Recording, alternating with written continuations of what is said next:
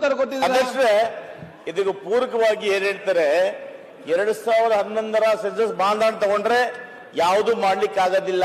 ಯಾಕಂದ್ರೆ 13 ವರ್ಷದ ಜನಸಂಖ್ಯೆ ನಗರ ವ್ಯಾಪ್ತಿಯಲ್ಲಿ ಬಹಳ ಬೆಳೆದಿದೆ. ದಯಮಾಡಿ ಇತ್ತೀಚೆಗೆ ಏನು ವೋಟರ್ಸ್ ಇದ್ದಾರೆ ಆ ಅಂದಾಜಿನ ಮೇಲೆ ಕ್ಯಾಲ್ಕುಲೇಷನ್ ಮಾಡಿ ತಗೊಂಡ್ರೆ ಈ ಪುರಸಭೆಗಳನ್ನ ಮೇಲ್ದರ್ಜೆಗೆ ಏರಿಸಬಹುದು. ನಂದು ಕೂಡ ಇದೇ ಪ್ರಶ್ನೆ ಅಧ್ಯಕ್ಷ, ಬಂಗಾರಪೇಟೆದು ಮೇಲ್ದರ್ಜೆಗೆ ಏರಿಸಲಿಕ್ಕೆ ಬಹಳಷ್ಟು ಕೊಟ್ಟಾಗ ಇದೇ ಉತ್ತರ ಕೊಡ್ತಾರೆ. 11th ಸೆನ್ಸಸ್ ಇಲ್ಲಿ ನಿಮ್ಮದು ಜನಸಂಖ್ಯೆ ಇಲ್ಲ ಅಂತ.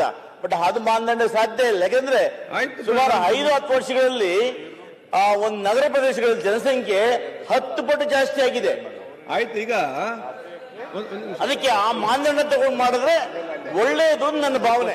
ಈಗ ನನ್ನೊಂದು ನಮ್ಮ ಹೊಸ ತಾಲೂಕಾಗಿದೆ ಈಗ ಸರ್, ಇದೇ ಸಂಬಂಧಪಟ್ಟ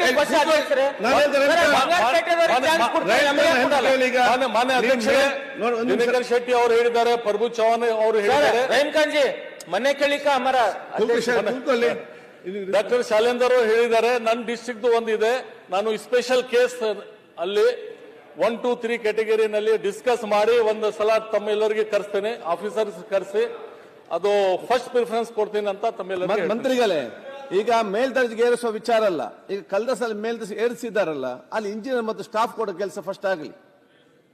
ಯಾಕಂತ ಹೇಳಿದ್ರೆ ಯಾವ್ದು ಲಾಸ್ಟ್ ಟೈಮ್ ಎಲ್ಲ ಮೇಲ್ದರ್ಜೆಗೆ ಏರಿಸಿದ್ದಾರೆ, ಸಮರ್ಪಕ ನಮಗೆ ಅಲ್ಲಿ ಅದರ ಕ್ವಾಲಿಟಿ ಪ್ರಕಾರ ಚೀಫ್ ಆಫೀಸರ್ ಇವತ್ತು ಕಡಿಮೆ ಇದ್ದಾರೆ, ಆಲ್ ಇಂಜಿನಿಯರ್ಸ್ ಕಡಿಮೆ ಇದ್ದಾರೆ, ಕ್ಲರ್ಕ್ಗಳು ಕಡಿಮೆ ಇದೆ ಎಲ್ಲಗೂ. ಸೊ ಇದನ್ನು ಫಸ್ಟ್ ಒಂದು ಅಪ್ಗ್ರೇಡ್ ಮಾಡೋದಕ್ಕೆ ಯಾರು ಎಲ್ಲಿ ನೀವು ಅಪ್ಗ್ರೇಡ್ ಮಾಡಿದ್ದೀರಿ?